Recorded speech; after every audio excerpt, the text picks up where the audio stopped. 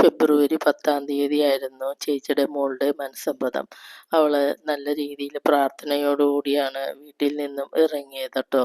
കാരണം വേറൊന്നുമല്ല, അവളൊരു കല്യാണമൊക്കെ കഴിച്ചതാണല്ലോ, അത് രണ്ടാമത്തെ മനസ്സമ്മതം മൂളുന്ന ദിവസമാണല്ലോ എന്ന് വിചാരിച്ച് കുറച്ചൊക്കെ ടെൻഷൻ അവളുടെ ഭാഗത്തുണ്ട്. ആദ്യ ജീവിതത്തെക്കുറിച്ച് ഓർത്തപ്പോൾ അവൾക്ക് പ്രയാസങ്ങൾ ഉണ്ടായിട്ടുള്ള കാര്യങ്ങളാണല്ലോ, അതുകൊണ്ടാണ്. എന്തു തന്നെയായാലും അവൾ വളരെ സന്തോഷത്തോടു കൂടിയാണ് അവളെ ഈ സമ്മതം മൂളാനൊക്കെ ആയിട്ട് വന്നത്. ഞങ്ങളെല്ലാവരും തന്നെ പള്ളിയിലൊക്കെ ചെന്നു. കുറച്ച് വൈകിപ്പോയായിരുന്നു കേട്ടോ ചെറുക്കൻ്റെ വീട്ടിൽ നിന്ന് ആളുകളൊക്കെ എത്താനായിട്ട്. കാരണം ഇടുക്കിയിൽ നിന്നൊക്കെ വരുന്ന ഒരു സമയമായിരുന്നല്ലോ.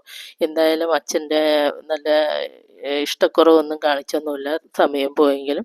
ഇവളവിടെ കാറ്റീസം ടീച്ചറായിട്ടൊക്കെ കുറച്ച് നാളൊക്കെ ഇരുന്നേച്ച ആളായിരുന്നു. അപ്പം അതുകൊണ്ട്, പിന്നെ അതുമല്ല, ഇവളുടെ കാര്യങ്ങളൊക്കെ അറിയാവുന്നത് കൊണ്ട് അച്ഛന് ഇച്ചിരി സമയം വൈകിയെങ്കിലും മനസ്സമ്മതമൊക്കെ നല്ല രീതിയിൽ നടത്താനൊക്കെ സാധിച്ചു. അപ്പോൾ ഒരു കാരണം ഉണ്ടായിരുന്നു, വല്യച്ഛന് അത്യാവശ്യം ഒരു മരണാവശ്യം ഉണ്ടായി, അതുകൊണ്ട് വല്യച്ഛൻ പോയായിരുന്നു. അപ്പോൾ കൊച്ചച്ഛനായിരുന്നു ഇവളുടെ മനസ്സമ്മത ചടങ്ങിൻ്റെ കാര്യങ്ങളൊക്കെ ചെയ്യാനായിട്ട് ഒരുങ്ങിയത്. എന്ത് തന്നെയായാലും ആളുകളെല്ലാവരും മനസ്സമ്മതമൊക്കെ കഴിഞ്ഞപ്പോൾ ഹാളിലേക്ക് പോകാനായിട്ട് നിശ്ചയിച്ചു. അവിടെ ചെന്ന് കഴിഞ്ഞപ്പോൾ കേക്ക് മുറിയും കാര്യങ്ങളൊക്കെ ഉണ്ടായിരുന്നല്ലോ. അങ്ങനെ എല്ലാവരും കൂടെയൊക്കെ ചേർന്ന് കേക്ക് മുറിയിലൊക്കെയാണ് കേട്ടോ. പിന്നെ കൂടുതൽ വീഡിയോ ഒന്നും പിടിച്ചതൊന്നുമില്ല. പെണ്ണിൻ്റെ മേക്കപ്പ് അത്ര പോരായിരുന്നു, എനിക്ക് ഇഷ്ടപ്പെട്ടില്ലായിരുന്നു. നമ്മൾ മേക്കപ്പൊക്കെ ചെയ്യുന്നത് സൗന്ദര്യം കൂടാനൊക്കെയാണല്ലോ. ഏതായാലും ഇത് സൗന്ദര്യം നഷ്ടപ്പെട്ട ഒരു മേക്കപ്പൊക്കെ ആയിപ്പോയല്ലോ എന്നുള്ള ഒരു ദേഷ്യവും സങ്കടവും ഒക്കെ എനിക്കുണ്ടായിരുന്നു. വേറെ ആരൊക്കെയോ എടുത്ത ഫോട്ടോസാണ് ഇതൊക്കെ. എന്ത് തന്നെയായാലും മനസ്സമ്മതത്തിന് നല്ല രീതിയിൽ നല്ല പരിപാടിയും നല്ല ഫുഡും കാര്യങ്ങളൊക്കെ ആയിരുന്നു. പിന്നെ ഇവളുടെ മക്കളായിട്ടൊക്കെ ഫോട്ടോ എടുക്കുകയൊക്കെ ചെയ്ത്, അവരുടെ കുടുംബം ഇതാണ്. പിന്നെ അതുപോലെ അവിടെ നിന്ന് ഒത്തിരി പേരൊക്കെ വന്നേച്ച് അവരെല്ലാവരും കൂടി പരസ്പര സ്നേഹത്തോടെ കേക്കൊക്കെ പങ്കുവെച്ച് അങ്ങനെയായിരുന്നു കേട്ടോ. പിന്നെ നമ്മൾ ക്ഷണിക്കപ്പെട്ട അതിഥികളെയൊക്കെ കാത്തു നിൽക്കുകയായിരുന്നു ഞാൻ കൂടുതലും. അവർ വന്നു കഴിയുമ്പോൾ ആരെങ്കിലും ഒക്കെ വേണ്ടേ അവരെ നമുക്ക് ആനയിച്ച് കൊണ്ടുവരാനൊക്കെ. അല്ലെങ്കിൽ അവരോർക്കില്ലേ മനസ്സമ്മത ചടങ്ങിന് ഒക്കെ വന്നിട്ട് നമ്മളെ മൈൻഡ് ചെയ്തില്ലെന്നൊക്കെ വിചാരിക്കൂലേ. അപ്പോൾ അതുകൊണ്ട് ഞാൻ വിചാരിച്ച് ഞാനൊരാളെ മുൻകൈ എടുത്താൽ പോരെ, എല്ലാവരെയും കൂടി അതിലേക്ക് ഇതാക്കണ്ടല്ലോ എന്ന് വിചാരിച്ചു.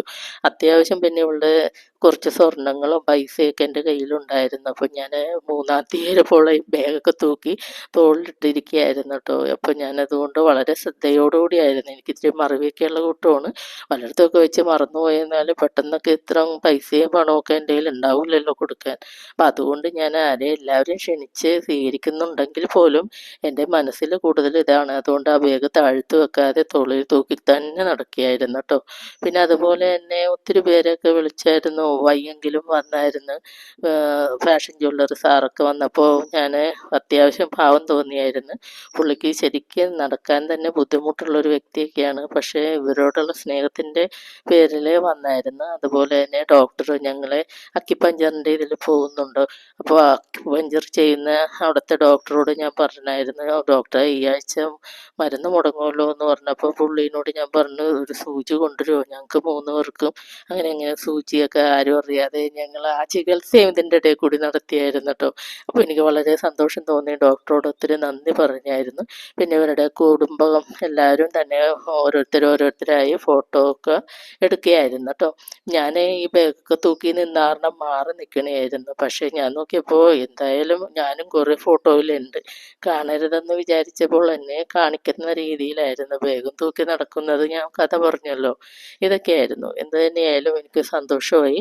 അവൾക്കൊരു ജീവിതം കിട്ടണമല്ലേ എന്ന് വിചാരിച്ചിട്ടോ. കുട്ടികളാണെങ്കിലും വളരെ ഹാപ്പി ആയിരുന്നു. പിന്നെ അവളും സന്തോഷം ഉണ്ടെങ്കിൽ പോലും അവൾക്ക് കുറച്ച് ടെൻഷനൊക്കെ ഉണ്ടായിരുന്നത്. ഞാൻ പറഞ്ഞു, ഇനി ടെൻഷനൊന്നും അടിച്ച് നടക്കേണ്ട കാര്യമൊന്നുമില്ല, നിൻ്റെ ജീവിതം ഇനി ഇതാണെന്ന് പറഞ്ഞു. പിന്നെ ഹരിണി ഉണ്ടായിരുന്നേ, അവളെ കൂടി നിന്ന് ഫോട്ടോ